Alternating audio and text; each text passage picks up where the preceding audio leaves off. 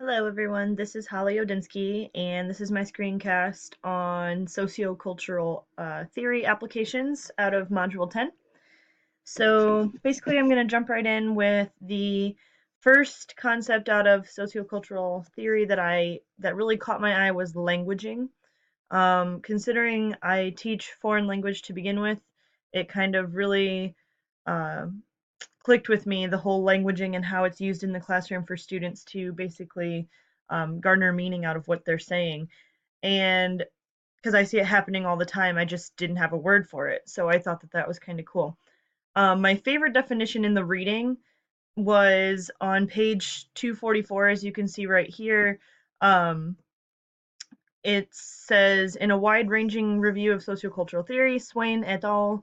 Have promoted the term languaging to cover both private speech and peer collaborative dialogue, where language is being used as a cognitive tool to mediate the process of thinking.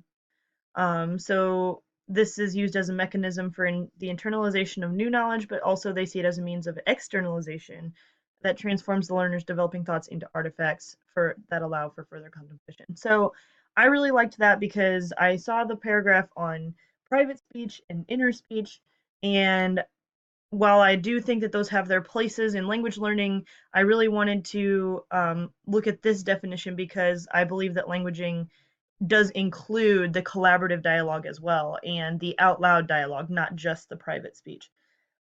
So, to connect this to my ELL informant, um, the one thing that was mentioned earlier in this article was that languaging and saying things out loud oftentimes includes repetition. And so if we look at my informant's um, transcription of the tiger prompt, okay, so we see that he actually does the whole repetition thing quite often. So all these yellow things.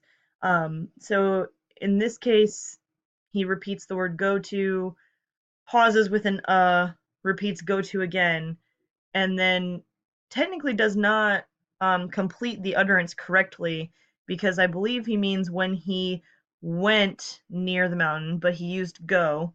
So I think right here he was repeating in order to maybe try and think of the correct verb tense, but didn't quite get to it, so he just repeated the same thing. Um, Down here, he does the exact same thing, but technically go slowly is correct. I think it was probably one of those things where it was repeating to basically reassure himself that it was correct. Obviously, the word then and the is repeated quite a few times here. I'm not sure if he was trying to decide which was correct, but he uses the and then twice. Um, and then here in the green, I thought it was interesting because he repeated, but he also changed the pronoun. So in this case, he repeated to correct. So he started off with when she goes, but corrected it to when he goes, and because the character in the picture was a male. So in this case, it was self-regulation.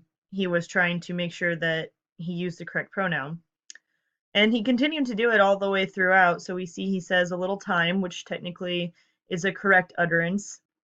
And then down here, he goes back to take and repeats take a stick. Again, probably mistaking take because he's looking for the word took, but repeats take anyway.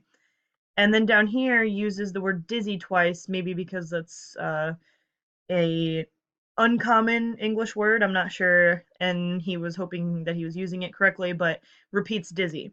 So I thought that that was interesting because as soon as I saw the word languaging and repetition in the article, I immediately went to this transcription because I knew that he did this. My informant did this often. So in this case, it's not private speech. He's not saying it to himself because he is, he's talking about the story out loud to me, but he's still doing the repetition thing to self-regulate himself. So to figure out if he's using the right language as he goes. And to me, it's not just repetition because he's stuttering, it's repetition because he's languaging.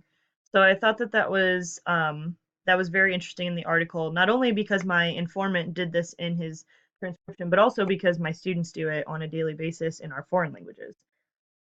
The second thing that really caught me was that even though this languaging he was doing in the out loud oral prompts, he also seemed to do it um, written in his written prompt from ELL session 2. So, or I don't know, it might have been 1 now that I think about it. But he had to write about where he came from, and so this was his written prompt, and I noticed that I don't know, maybe his pencil didn't have an eraser, I'm not sure. But it's very interesting that he has instances where he crossed things out and rewrote new things. So this is actually a example of languaging in the written format. So in this case, it wasn't out loud, so I don't think it can be considered um, like peer talk, but he was writing and he didn't say anything out loud as he was writing, so this would be considered inner speech, I would think. An example of him regulating himself within his head while he writes. So, for example, his first one, that his very first 2 words actually, he was going to write I am. Who knows if he was going to put I am from or I am come, but either way, he decided against it, crossed out the word am, and just wrote I come from China. Now, technically, that's not an incorrect utterance, but who knows where he was going with what he crossed out. But either way, it was an example of him thinking about what he was doing. Down here, it's interesting that he writes at the same time, we can, there are, and he crossed out the we can and rewrote there are. So I just think that these were very interesting examples of inner speech.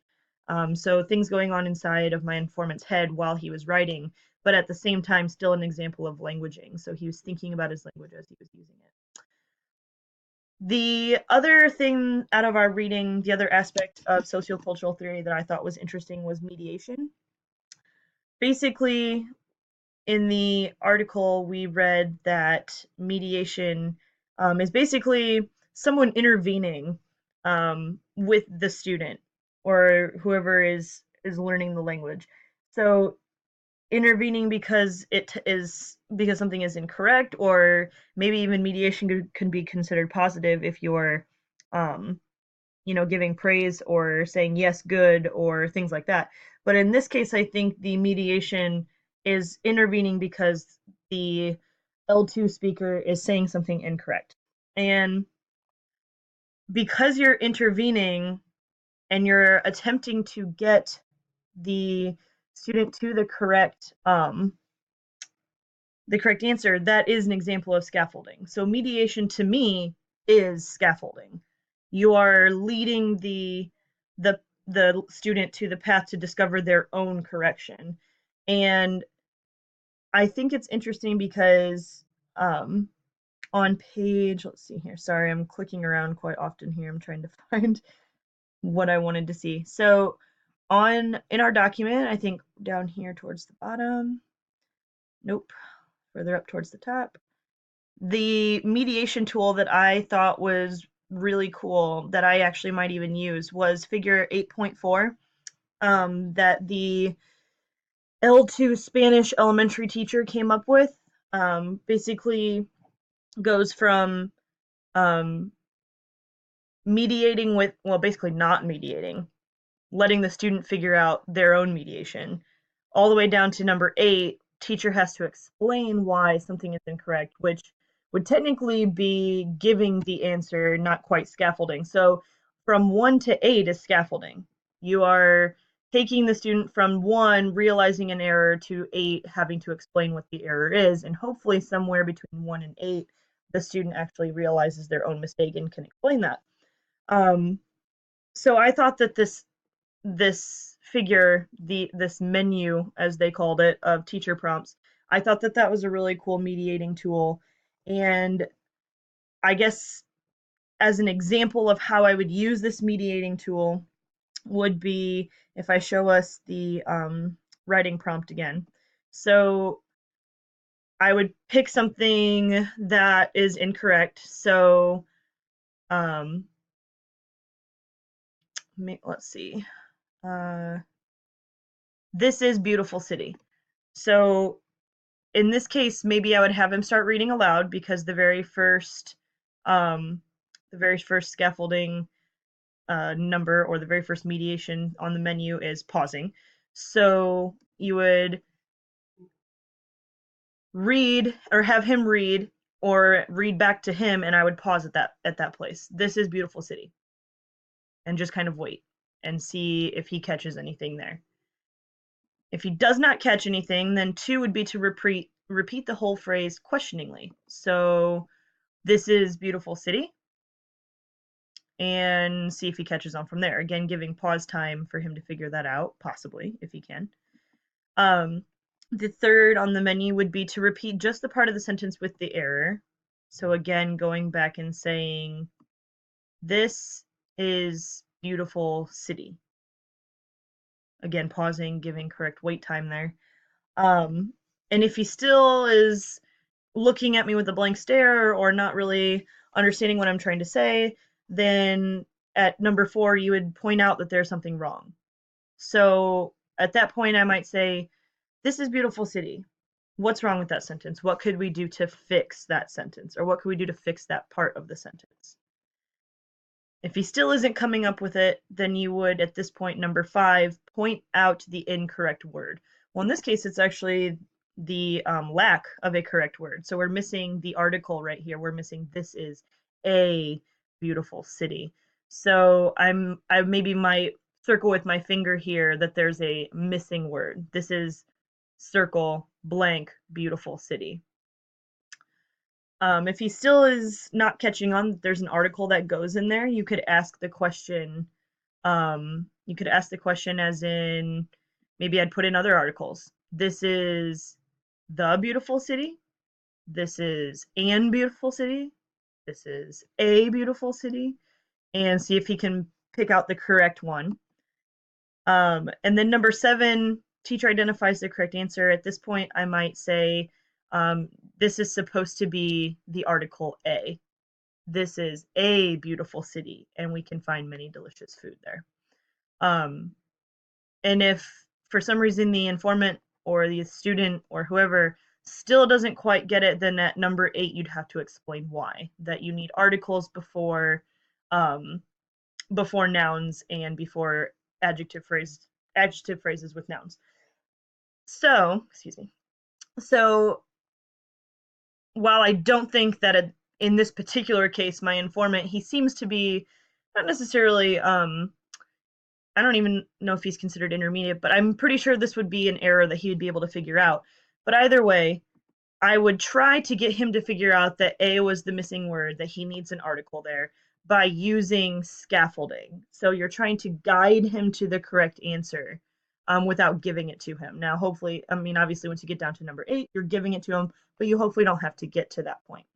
This is where the zone of proximal development comes in, that technically you're trying to get the student to come to the correct answer without having to give it to them because it's in their area of knowledge. They just need to go in and retrieve it. So I really feel like I would use this particular menu. I feel like it was pretty generic enough that is something we could all use in our classrooms, and it's definitely a great form of mediation. So I think with using my definitions of languaging and my examples of languaging and my example of mediation, that concludes my screencast on Module 10. Let me know what you think. Thank you.